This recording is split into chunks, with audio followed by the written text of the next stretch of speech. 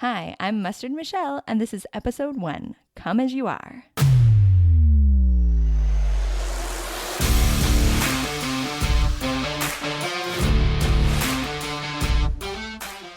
Welcome to the I Cut the Mustard show, where a plant-based diet and small, simple moves make healthy change happen. And where we believe that you already have what it takes to slice through any barrier that stands in your way. Shing! You're sharp enough. You cut the mustard. Hey there! I am so excited for episode number 1 of the I Cut the Mustard show. This show has been in the works for about a year now since I announced it to my tribe, but I wanted to mention that it's taken me a while to get here because I know that for many of you, it's taken you a while to get here too. Sometimes we just keep putting things off because we feel like we're not enough, or we're just waiting for one more thing to fall into place before we start taking action on those goals or on becoming the next best version of ourselves. I totally get it. And I am here in the same boat with you. I have been thinking about this podcast for a year, but I finally decided that I'm enough. And it's just better to get started than to keep waiting. And I want to share that same message with you, to just come as you are. The first couple episodes might be terrible, but I started them and I move forward, and with practice, I'm going to get better. The same for you. Your first couple attempts at losing weight or stop overeating or trying to get your kids to eat healthy or whatever it is that your goal is, just come as you are. Start where you're at and just start moving. And make as many mistakes as you need to make in order to get there. For this first episode, it seems like such a pivotal one. Like that first one has got to be so amazing so that you will want to come back and listen. So I couldn't decide if I wanted to talk about me, tell you more about me, or talk about you, or should we talk about the show and what's going to happen, or should we just cut some mustard together? So we're just going to do all 3. Or 4, I guess I might have mentioned. So let's start with you. You're either here because you're my grandmother and you really love me, or because you want to make healthy change happen, right? You've likely started or want to start eating a more plant-based diet, but you're stuck feeling maybe like you're doing your best, but you still can't lose weight. Or you feel out of control with food. You still can't give up that cheese or that after dinner snack or whatever it is that you might be struggling with. Or maybe you've done all of these changes and you're still feeling sick. You're not getting the results that you want, and you felt like you were kind of promised whenever you heard about this plant-based diet. Because everyone talks about how amazing the plant-based diet is and how healing all of the foods are.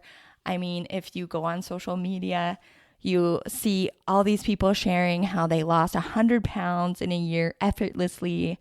Their blood cholesterol, their blood sugar, and other yucky numbers are going down and they feel more energetic. Basically, it has solved all of their problems and they're living happily ever after. So you're wondering what's wrong with me. They're sharing those fabulous experiences because they want to encourage you, not because they want to discourage you, or because it's true 100% of the time. It's a simple suggestion to eat a plant-based diet, to eat mostly plant foods and give up processed foods, but it's a little more tricky to put it into practice because you've got cravings that are hard to give up, plus everyone around you is eating all those other things all the time. You have to look at them all the time.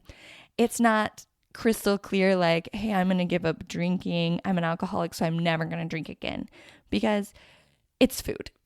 Okay, we all have to eat, and we don't want to never eat again or you die, right?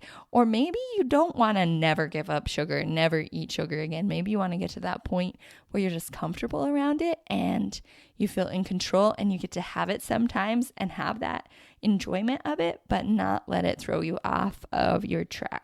Maybe also you're just not totally sold on all of the facets of the whole food plant-based diet.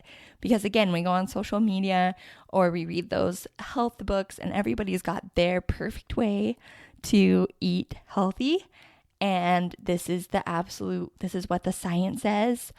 And this is how you should do it in order to be healthy.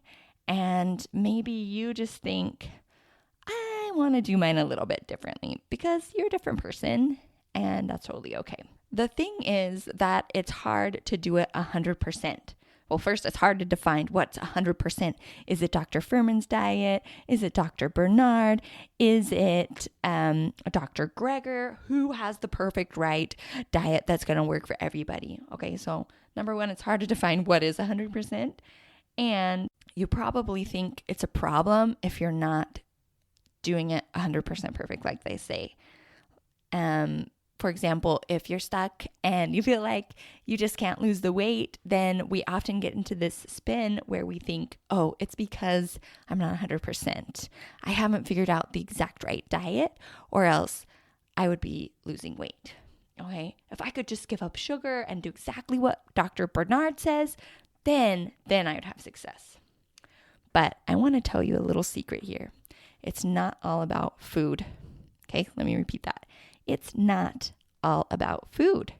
There are a million things going on in our lives that contribute to our well-being. Now, here's where we're going to talk about me. When I started eating a plant-based diet 6 years ago, I was living in a tiny graduate housing apartment in Connecticut. I had been struggling with digestive issues like, we're going to get detailed here, diarrhea and constipation for years. We're friends already, right? Like, you want to hear all about my good stuff, right? And I had recently developed this annoying brain fog. It's the kind that feels like a big guy is just pressing his palm on your forehead really hard, and he won't leave you alone, so you just can't concentrate on anything else. So at around this time, I heard about and read Dr. Furman's book, Eat to Live. And it made so much sense to me because I really enjoyed vegetables. I mean, in fact, my father used to tease me about being a bunny because I ate so many carrots as a kid. And I realized while reading this book that the only reason I was eating meat was because I felt like I had to. I was just making myself eat it, even though I didn't truly enjoy meat. So I started making the shift, and my husband is amazingly supportive most of the time. It went pretty well, and I felt so much better for a long time.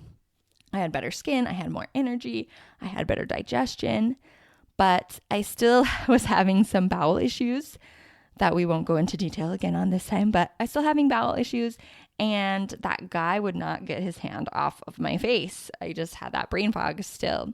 But instead of broadening my focus on something other than just food, I laser focused on the food. I obsessed about what I was eating.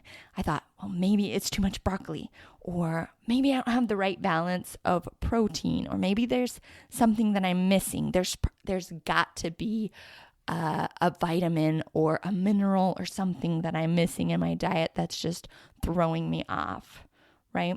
I see these comments all the time again on the social media, like, what is that one thing? What am I doing wrong? And then people respond and say, well, are you doing this? Have you tried eating that? Have you tried cutting this out? Which again goes back to that 100%, where we just keep stressing about what is my 100%. What does it look like? What's that perfect diet that's going to solve all of my problems? And we laser focus in on the food aspect. For me, I focused in on dairy and sugar too, because I wasn't living Dr. Furman's diet 100%. I still had cheese on occasion, and I was really emotionally eating sugar. So I worked really hard on that for many years. I finally gave up dairy after my children were sensitive to it for the third time while I was nursing, and I finally gave that up. Then eventually I got whatever courage or strength that I needed to get rid of the sugar completely. And again, I thought, okay, phew, here's my magic bullet. If I can just do this 100%, it's going to solve my digestive issues. And this guy's going to get his hand off my head. I waited for that to happen. And even though I did feel better, like when you give up sugar, you feel so much better, right? Even though I felt better, I felt like I had more control, I still had digestive issues, and I still had that brain fog on and off. So confusing, right? I felt that shift in the right direction, but it didn't solve my two main problems. So I would vacillate between just relaxing and easing up on the things that I eat, and then just becoming really, really strict again about what I was trying to figure out what the answer was to my problem. Gradually, I finally discovered that it isn't just about food. Something woke me up and I realized there's other things in my life besides what I'm eating. Maybe I should focus on those. For example, I'd be feeling terrible and totally bloated and 10 times more bowel movement problems whenever I tried an elimination diet, which was healthier than what I was eating before, even if it was just some slight changes, like instead of eating whole grain flours, I'm gonna focus mostly on quinoa and buckwheat whole, and maybe some rice, some whole brown rice, instead of having like a couple of those things, those processed foods that I had in my diet. Even whenever it was little shifts like that, I would find myself having more digestive issues than I did in the first place because I was just stressing myself sick. Whenever I was emotionally holding myself back in some way, like if I had a disagreement with my friend and I was beating myself up about it, or I just wouldn't let it go. I noticed that happened with my body as well. So very quickly, I learned that emotion and stress was a huge factor in how I was feeling. Later, when my 2-year-old son was struggling with asthma, we got an air purifier to help his asthma. And suddenly I realized that guy was not sitting on my head anymore. And I learned that mold hangs out in old graduate apartments. And you know what? Whenever you're breathing mold all day, that makes a big difference in your life. So it was just eye-opening to me that there's other things outside of just the food that I'm eating, although the food is totally important and I think we should nail it and do the best that we can.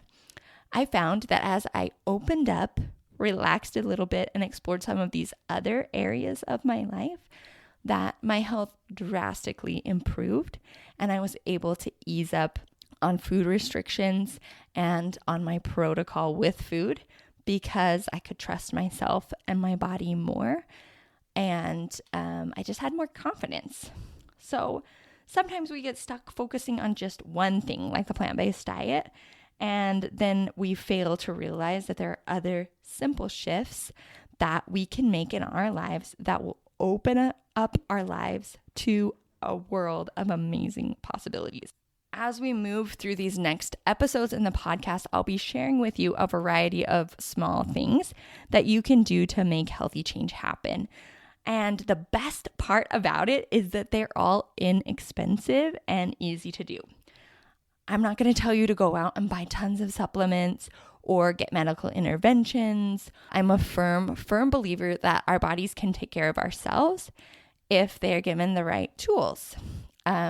So diet would be one of them. We're going to talk more about the plant-based diet, but also just things like sleep, stress management, that mold issue, external things, timing. There's just a lot of little things that are going to make a big difference in your life. And as you listen, I hope you can be able to find some of those little things that maybe you're not doing that could open up your mind and broaden your perspective in a way that will break through those barriers and help you get unstuck with whatever it is that you're struggling with at this time. The truth is that you already have what it takes to make it happen. You have the power to live the life of your dreams right now. So my last message for today is to remind you to just come as you are. No matter how many things you've tried in the past, no matter how perfectly or imperfectly you think that you're living the plant-based lifestyle, that there's a place for you here.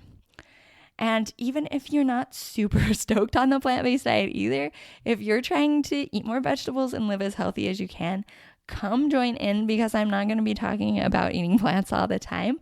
I'm going to be giving real, practical, holistic advice in many areas of your life that I hope that you can use and apply no matter what you're currently eating. Again, I'm starting this podcast even though I don't have any radio experience and knowing that the first few episodes may be really terrible. But the thing is, we're all here. Showing up is what matters, and moving forward and trying and having fun and enjoying it. That's all that matters. You can just come as you are, like I'm doing, and let's get started moving forward, making healthy change happen in your life. Yoo-hoo! Thanks for jamming with me. If you enjoyed it, go ahead and click subscribe before you leave, and I'll see you next time for another great episode of the I Cut the Mustard Show.